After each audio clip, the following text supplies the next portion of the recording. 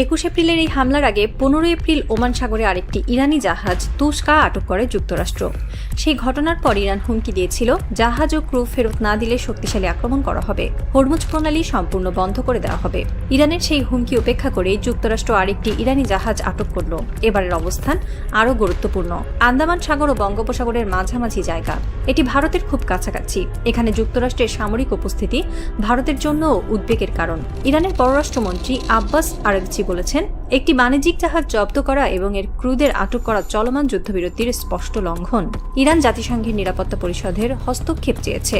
জাতিসংঘের নিযুক্ত ইরানের রাষ্ট্রদূত আমির সাইদ ইরাবানি এই ঘটনাকে জলদস্যুতা এবং আন্তর্জাতিক আইনের চরম লঙ্ঘন বলে অভিহিত করেছেন।